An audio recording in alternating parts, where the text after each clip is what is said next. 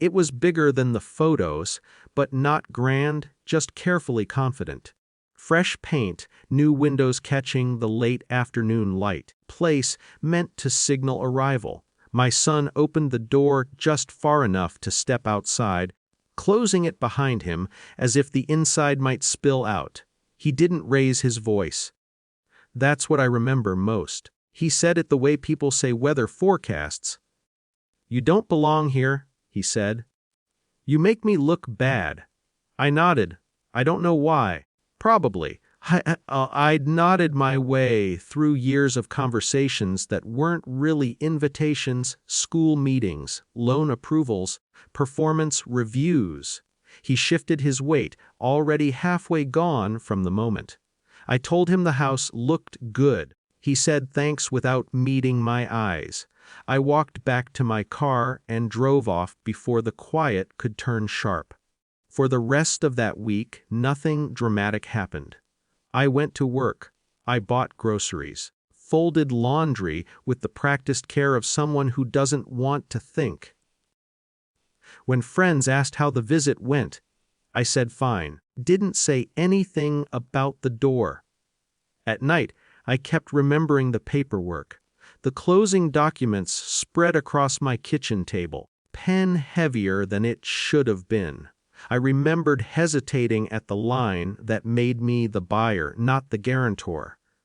He'd laughed then, and dismissive. "It's just cleaner this way," he'd said. "You won't be involved." I told myself that was good, clean, simple. The call came the following Tuesday, just after noon. I almost let it go to voicemail because the number was unfamiliar. "Are you the owner of the property on Glenhaven?" A woman asked when I answered. Her voice was careful, professional, stretched thin by repetition. I said yes.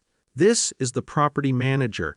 Your son already filed the documents transferring occupancy. There's a problem, a serious one. You need to come now. I've already called the police." She didn't explain further. She didn't need to. The words arranged themselves into something heavy and undeniable. I drove there faster than I should have. When I arrived, there were 2 police cars parked neatly at the curb, like they'd practiced restraint just for this street. An inspector stood near the open garage, clipboard tucked under his arm. No one asked me who I was. They already knew. Inside, the house smelled wrong. New paint couldn't quite cover it. Dampness, maybe, or rot.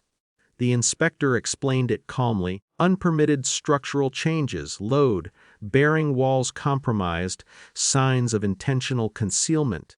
Whoever renovated had known what they were hiding. He signed off on everything.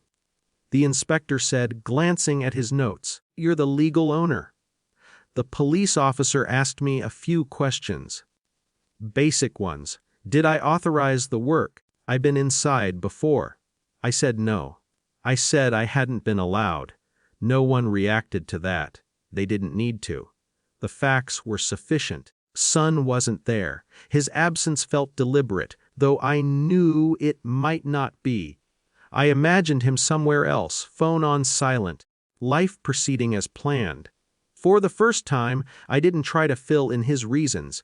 They let me walk through the house. I moved slowly, not because I was afraid, but because I didn't know how to occupy the space. The living room floor dipped slightly under my feet. In the kitchen, a cabinet door hung crooked, its hinge strained. These were small things, but they spoke clearly. Carelessness masked as confidence. In what was supposed to be the master bedroom, a section of wall had been rebuilt poorly, drywall hiding a mistake that could have hurt someone. I stood there longer than necessary, not in horror, in recognition. Officer explained next steps, temporary restrictions, possible charges depending on the investigation. He spoke to me, not around me. He waited for my answers. I signed where they indicated. My hand didn't shake. When they left, the house was quieter than I expected. No hum of appliances, no echo of imagined conversations. Just a structure waiting to be dealt with. Sat on the edge of the staircase and felt something settle, not satisfaction, not vindication.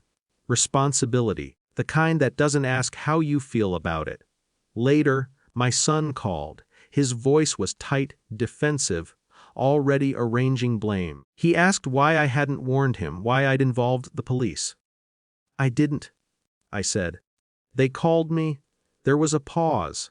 In it, felt the old instinct to soften, to explain. I let it pass.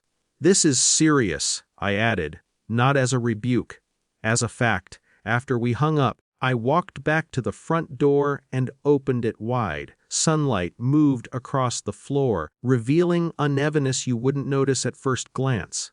I stood there, finally inside, not as a guest or an intruder, but as the person whose name carried weight, whether anyone liked it or not. I didn't feel like I'd won anything, feel erased either. The house would need work, time.